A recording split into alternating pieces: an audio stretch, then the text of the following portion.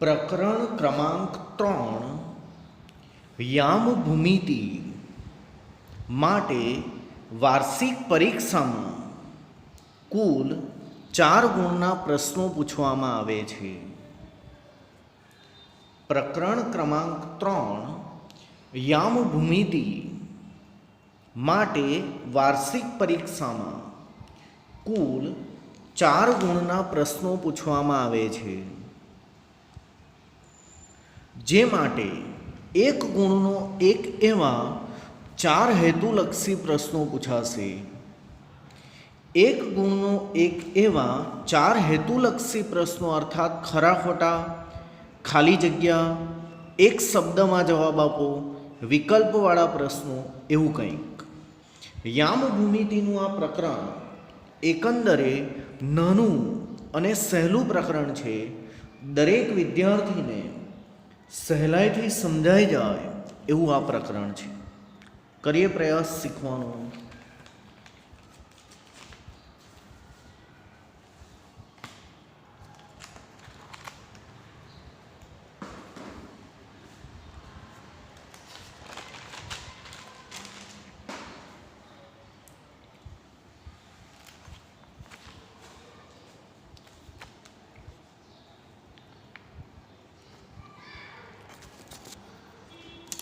સૌથી પહેલાં આપણે સંખ્યા રેખા વિશે જાણીએ. સૌથી પહેલાં આપણે સંખ્યા રેખા વિશે જાણીએ. સંખ્યા રેખા એને કહેવાય જેના પર વાસ્તવિક સંખ્યાઓ આવેલી છે.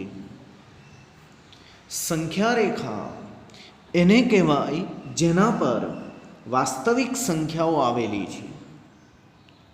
0, 1, 2, 3, -1, -2, -3. આ સંખ્યા રેખા જમણી બાજુ તેમજ ડાબી બાજુ અનંત સુધી વિસ્તરેલી છે. આ બાજુ પણ અનંત સુધી, આ બાજુ પણ અનંત સુધી. પ્રત્યેક વાસ્તવિક સંખ્યા ને સંગત એક અને માત્ર એક બિંદુ સંખ્યા રેખા પર હોય છે. પ્રત્યેક વાસ્તવિક સંખ્યા, પછી એ 0 હોય, ધન હોય, ઋણ હોય, પૂર્ણાંક હોય, અપૂર્ણાંક હોય, ગમે તે કોઈ પણ વાસ્તવિક સંખ્યા માટે આ સંખ્યા રેખા પર અનન્ય બિંદુ હોય છે. અનન્ય એટલે કે એક અને માત્ર એક. દાખલા તરીકે એક વખત અહીંયા સંખ્યા રેખા પર 2 માટેનું બિંદુ આવી ગયું, પછી આ બાજુ તમે અનંત સુધી જાઓ તો પણ પાછો 2 આવતો નથી. આ તરફ જમણી તરફ તમે અનંત સુધી જાઓ તો પણ પાછો આવતો નથી, એક જ વાર આવે. આમ પ્રત્યેક વાસ્તવિક સંખ્યાને સંગત એક અને માત્ર એક બિંદુ સંખ્યા રેખા પર હોય છે. કોઈ કહે કે -1 ક્યાં છે, તો -1 અહીંયા છે, એક જ વાર આવે. પછી જમણી બાજુ અનંત સુધી જાઓ કે ડાબી બાજુ અનંત સુધી જાઓ તો ફરી પાછો -1 આવતો નથી. આમ પ્રત્યેક વાસ્તવિક સંખ્યાને સંગત અનન્ય બિંદુ સંખ્યા રેખા પર આવેલું હોય છે. એથી ઉલટું સંખ્યા રેખા પરના પ્રત્યેક બિંદુને સંગત અનન્ય વાસ્તવિક સંખ્યા હોય છે. પણ આ બધી જે વાતો છે સંખ્યા રેખાની, એ તો અગાઉ 6થા 7મા ધોરણમાં આવી જાય છે. આપણે આવી એક આડી અને એક ઊભી એમ 2 સંખ્યા રેખાની વાત કરવી છે. સૌથી પહેલાં તમે એમ જ સમજો કે આપણે આલેખ પત્ર પર આવી ગયા છીએ. સૌથી પહેલાં તમે એમ જ સમજો કે આપણે આલેખ પત્ર પર આવી ગયા છીએ. આલેખ પત્ર પર સૌપ્રથમ એક આડી એટલે કે સમક્ષિતિજ રેખા દોરવામાં આવે છે. આલેખ પત્ર પર એક આડી એટલે કે સમક્ષિતિજ રેખા દોરવામાં આવે છે. તેને એક્સ અક્ષ કહેવામાં આવે છે. તેને એક્સ અક્ષ કહેવામાં આવે છે તેનું નામ લખાય x x dash, x x dash. અને એક ઊભી એટલે કે શિરોલંબ રેખા દોરવામાં આવે છે. એક ઊભી એટલે કે શિરોલંબ રેખા દોરવામાં આવે છે, તેને નામ અપાય વાય વાય ડેશ. તેને નામ અપાય વાય વાય ડેશ. આ કંઈ નવું નથી, આ પેલી સંખ્યા રેખાઓ જ છે, એક આડી અને એક ઊભી. આ બંનેના છેદ બિંદુને ઉગમ બિંદુ ઓ કહે છે. આ બંનેના છેદ બિંદુને ઉગમ બિંદુ ઓ કહે છે. ઉપરાંત એક્સ અક્ષ અને વાય અક્ષને યામાક્ષો પણ કહેવામાં આવે છે. એક્સ અક્ષ અને વાય અક્ષને યામાક્ષો પણ કહેવામાં આવે છે. એક એક સેન્ટીમીટર પર સંખ્યાઓ દર્શાવેલી હોય છે. એક એક સેન્ટીમીટર પર સંખ્યાઓ દર્શાવેલી હોય છે.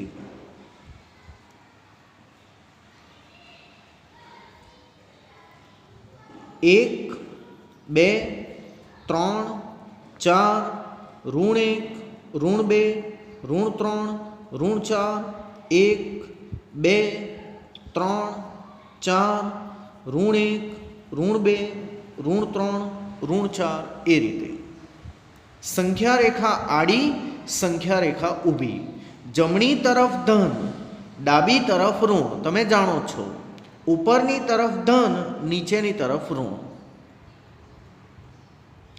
આવી રીતે બે રેખાઓ, એક આડી અને ઊભી, પરસ્પર એકબીજાને છેદે તેથી જે આલેખ પત્ર તૈયાર થાય,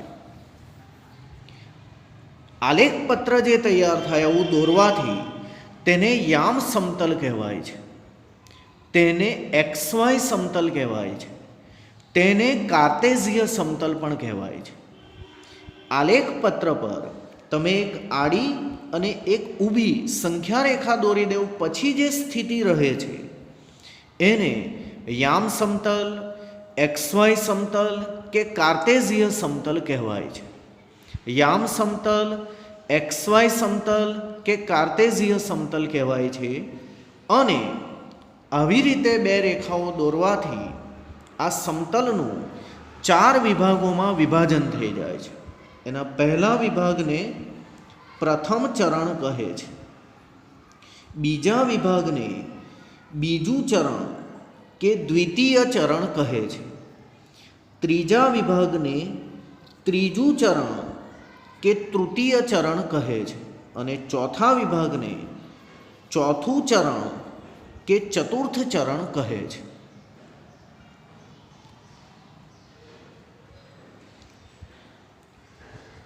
પ્રથમ ચરણ, દ્વિતીય ચરણ, તૃતીય ચરણ અને ચતુર્થ ચરણ.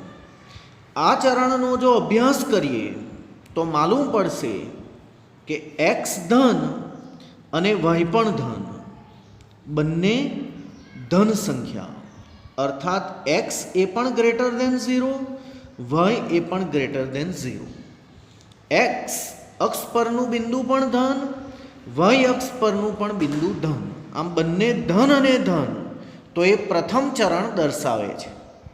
એક્સ ગ્રેટર દેન 0 અને વાય પણ ગ્રેટર દેન 0. બીજું ચરણ, એક્સ અક્ષ ઋણ, વાય અક્ષ ધન, ઋણ ધન.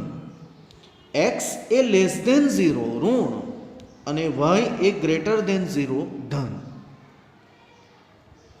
આમ એક્સ અક્ષનું બિંદુ ઋણ હોય અને વાય અક્ષનું બિંદુ ધન હોય તો તે બીજા ચરણનું બિંદુ કહેવાય છે. ઋણ ધન એ બીજા ચરણનું બિંદુ છે. નજર માત્રથી હવે તમને આવડી ગયું હશે ત્રીજા ચરણનું બિંદુ. એક્સનો વારો પહેલાં જ આવે, ઋણ ધન. એક્સ પર ઋણ, વાય પર ધન. એક્સ પર ઋણ, વાય પર પણ ઋણ. વાય ધન નહીં, ઋણ. નીચે આવ્યા ને આપણે બંને સંખ્યા ઋણ ઋણ તો તે તૃતીય ચરણ દર્શાવે છે. એક્સ પણ લેસ ધેન 0, વાય પણ લેસ ધેન 0. બંનેના ચિહ્નો ઋણ, એક્સ પણ ઋણ, વાય પણ ઋણ તો તે તૃતીય ચરણ દર્શાવે છે. અને લાસ્ટ તમે કહેશો એક્સ ધન અને વાય ઋણ, એક્સ ધન અને વાય ઋણ એ ચતુર્થ ચરણ દર્શાવે છે. ધન ઋણ એ ચતુર્થ ચરણ દર્શાવે છે. એક્સ ગ્રેટર ધેન 0 જ્યારે Y less than 0. X greater than 0 જ્યારે વાય લેસ ધેન 0.